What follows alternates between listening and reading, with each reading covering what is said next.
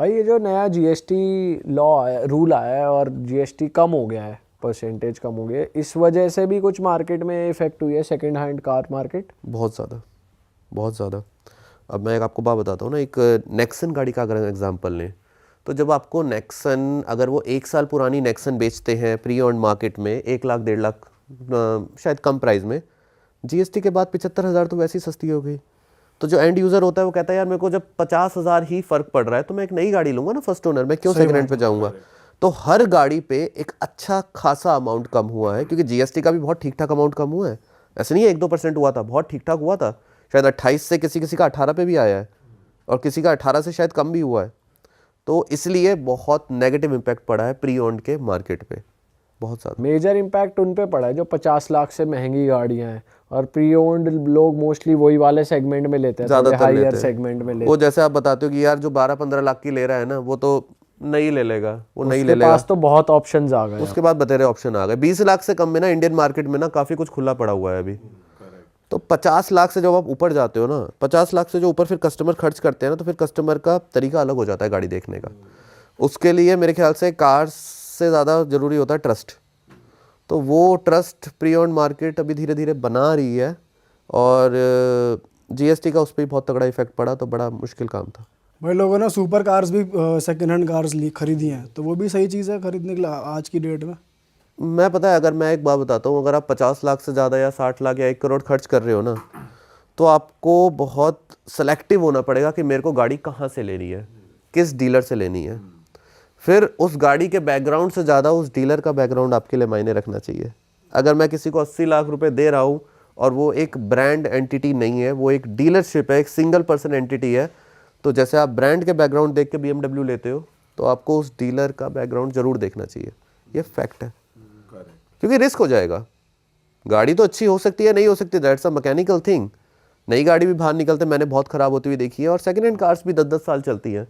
But जो जिस person से आप ले रहे हो उसका बैकग्राउंड आपको बहुत ज़रूरी है चेक करना, तभी आप समझ पाओगे कि आप 80 लाख देने लायक भी है कि नहीं, जो मुझे लगता है। अच्छा भाई, जब हम अभी तो हम मिड साइज गाड़ियों की, मिड रेंज प्राइस 50 लाख के अराउंड की बात कर रहे हैं, लेकिन जब हम 1 CR टच करते हैं, जैसे डिफेंडर हो गई, तो डिफेंडर अगर किसी को पसंद नहीं आ रही, तो सेम बजट में उसको कोई ऑल्टरनेटिव समझ नहीं आता। जैसे रेंज रोवर के या तो जो मॉडल्स पसंद आते हैं वो फिर हाई बजट हैं, या बिल्कुल ही 60-70 लाख वाले हैं। वोक पे चले जाओगे या सीधा वोक पे आ जाओगे। या बीमर है, तो बीमर का भी सेम सही हाल है कि सिमिलर कॉम्पिटिटर नहीं मिल रहा। तो आपके हिसाब से अगर डिफेंडर वाली रेंज पकड़े, बहुत मुश्किल क्वेश्चन है, बट डिफेंडर वाली रेंज पकड़ के डिफेंडर जैसा कुछ, या कोई और आपको अगर लेनी हो तो आप क्या लोगे?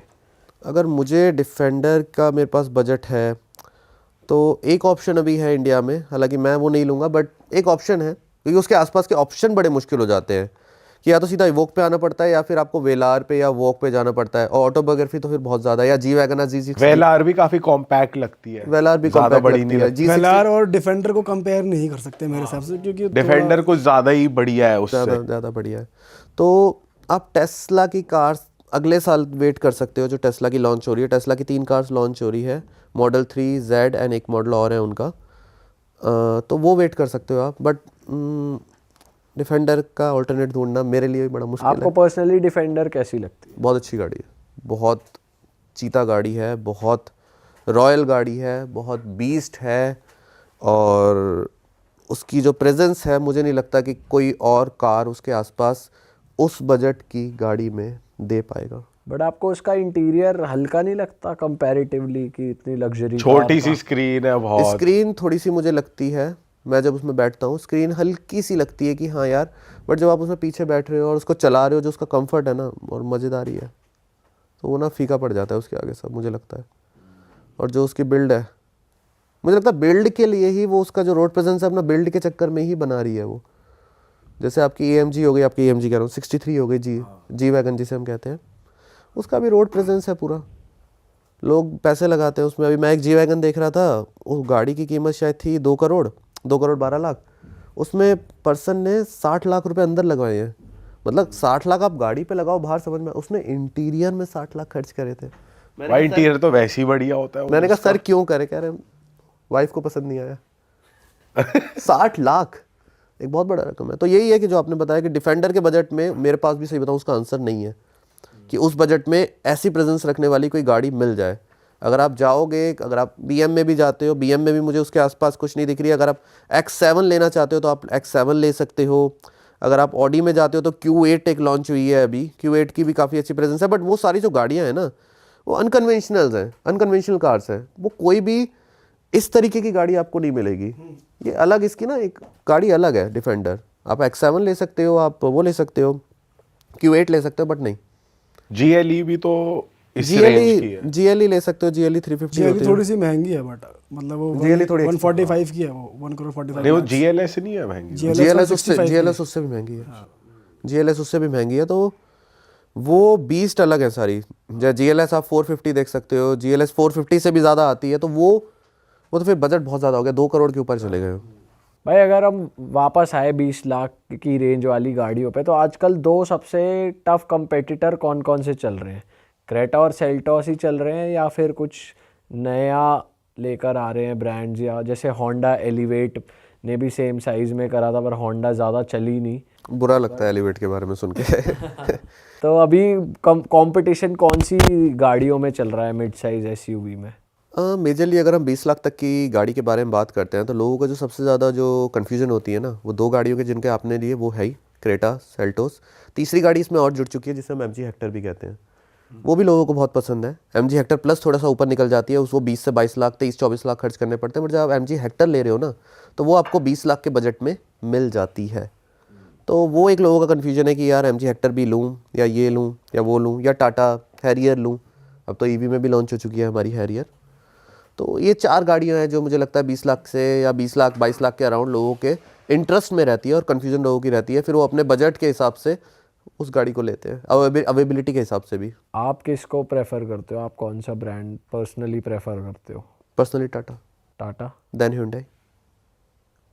आज की तारीख में top most favourite Sierra, the second one is Creta. अगर आपका 20 से 22 लाख का बजट है, सियारा एंड टाटा, मतलब सियारा एंड आपकी क्रेटा बेस्ट का। होंडा भी तो नई गाड़ियां ला रहा है अच्छी।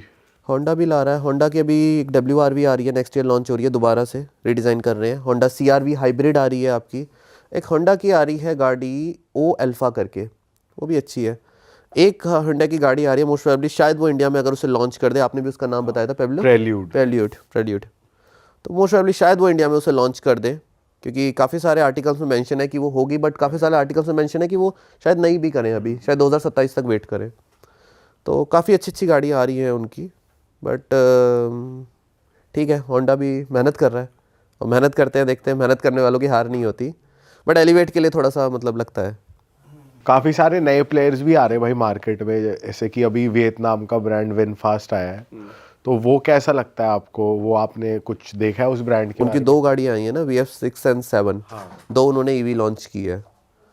अच्छा ब्रांड है, मतलब उसके बारे में इन्फॉर्मेशन तो अभी मार्केट में भी कम ही है, बट लोगों को अच्छी लग रही है वो। लोगों को अच्छी लग रही है, क्योंकि उनको बजट के हिसाब से और उनके प्रेफरेंस के हिसाब से अच्छी गाड़ी मिल रही है। अभी तक 2 ही मॉडल लॉन्च किए हैं उन्होंने बस, विनफास्ट नहीं। आई थिंक वियतनाम का ब्रांड है जो आपने बताया था। ये पहला वियतनाम का ब्रांड है जो इंडिया में इंट्रोड्यूस हुआ है, उसके पहले कुछ नहीं हुआ था। तो जर्मन के साथ टकराने के लिए मतलब बहुत कुछ उन्हें करना पड़ेगा। करेक्ट। क्योंकि इंडिया में या तो आपको पावर देनी पड़ेगी जर्मन कार्स की तरह, इंजन देना पड़ेगा, या आप मारुति हुंडई की तरह हो जाओ कि आपको बजट देना पड़ेगा। आप दोनों चीज़ें दोगे और आप कोशिश करोगे तो फिर आपका हाल वैसे ही होगा जैसे फोर्ड का हुआ था।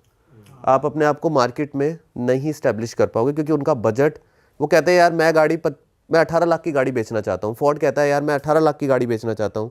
अब वो कहता है, इंडियन मार्केटिंग टीम कहती है कि यार आप इस प्रोडक्ट को 18 लाख में कोई नहीं लेगा। वो कहता है मैंने इसमें सेफ्टी दी है, ये दिया, कहता नहीं चाहिए। आप एक हैचबैक को 18 लाख बना दो कि कोई नहीं लेगा, आप उसे बनाओ 7 लाख। तो ये हाल हो जाता है। तो इसलिए इंडियन मार्केट सबसे ज़्यादा ट्रिकी मार्केट है अगर आप पूरे वर्ल्ड की बात करते हैं तो, क्योंकि यहाँ बहुत सारे फैक्टर्स हैं। भाई एक और गाड़ी बहुत ज़्यादा पॉपुलर और कॉन्ट्रोवर्शियल रही है, थार रॉक्स और जिमिनी। दोनों को लोग कभी कभार कंपेयर भी कर लेते हैं, क्योंकि थार का जो बेस मॉडल है उसका जो प्राइस है मोर लेस जिमिनी की तरह ही होता है, उतना ही है। तो कौन सी ज़्यादा बेहतर है अगर कंपेयर किया जाए तो? कौन सी बेटर है? नो डाउट मुझे लगता है कि आई थिंक थार थोड़ा सा अपर रहती है। रीज़न क्या है कि वो बजट के हिसाब से भी अपर रहती है। भाई अगर ऑब्वियस सी बात है, हमारे हनी सिंह ने भी बोला था कि नैनो और रोल्स रॉयस में फ़र्क होता है, तो इतना फ़र्क नहीं है बट फ़र्क है। वो थोड़ी सी अगर बिल्ड क्वालिटी भी देखोगे तो एज़ कंपेरेटिवली उसकी हाइट और उसकी विड्थ और उसकी लेंथ देखोगे तो कंपेरेटिवली थार से कम है। अब मैं सिर्फ थार 3 डोर की बात कर रहा हूँ अभी मैं रॉक्स पे तो आया ही नहीं, क्योंकि रॉक्स से अगर मैं कंपैरिजन करने लगा फिर तो वो कंपेयर करने वाली गाड़ी है नहीं। और ये भी मैं इसलिए बोल रहा हूँ क्योंकि दोनों का प्राइस रेंज थोड़ी सा सेम सा है, थोड़ा सा इनका सेम है 3 डोर 3 वाली डोर का। का जिमनी का। अब सेम हो गया, रॉक्स के आने के बाद काफी कम प्राइस हुआ है 3 डोर का। पर बहुत लोगों ने ये बोला है कि जिमनी भी बहुत कामयाब है थोड़ी, की ऑफ रोडिंग टाइप और पहाड़ों पे स्नो में जिमनी भी काफी चलती है अच्छे नो से। डाउट गाड़ी अच्छी है, बट अगर हम दोनों को सामने खड़ा कर देंगे ना तो मुझे लगता है कि ज़्यादा वोट जो पड़ेंगे वो थार पे पड़ेंगे। उसके मल्टीपल रीज़न है, प्यार है, ठीक है ना, वो प्यार कहीं ख़त्म नहीं होता। जहाँ प्यार आ जाता है ना वहाँ शायद फीचर्स पीछे पड़ जाते होंगे, और उस गाड़ी से लोगों का प्यार है, मेरे ख्याल से बहुत प्यार दिया है। अब किसी भी स्टेट को पकड़ लो, थार को बहुत प्यार मिला है। और वैसे भी गाड़ी थार ज़्यादा अच्छी है कंपैरेटिव टू जिमनी। जिमनी एक ओल्ड गाड़ी है, आज से 60 साल पहले लॉन्च हुई थी 1960-65 में, दोबारा डिसकंटिन्यू हुई और ये 50 साल बाद इंडिया में आई है। उन्हें बहुत उम्मीद थी जिमनी से, पता है कि ये करेगी, बट ठीक है, देखते हैं। बट इंडिविजुअली देखा जाए तो जिमनी जैसी गाड़ी में इन्वेस्ट करना सही है।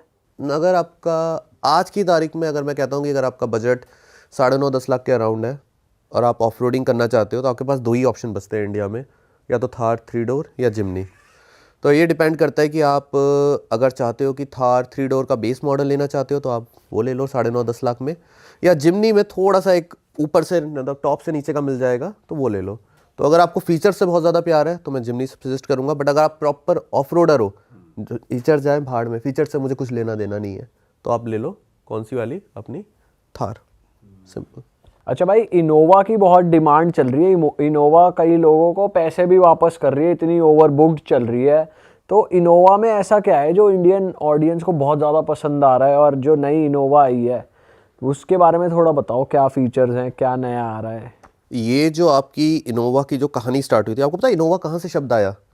इनोवा जो टोयोटा की जो R&D टीम है, उन्होंने एक शब्द यूज़ किया था, we need to design a car with word innovation. वो इनोवेशन से ड्राइव करके बनाया गया इनोवा। जब ये पहले लॉन्च हुई थी तो इनोवा नाम रखा गया, जब इसके दोबारा नेक्स्ट जनरेशन आई तो इसे क्रिस्टा कहा गया, इनोवा क्रिस्टा। और अब क्रिस्टा से भी जो नई जनरेशन आई है उसे हम कहते हैं हाई क्रॉस।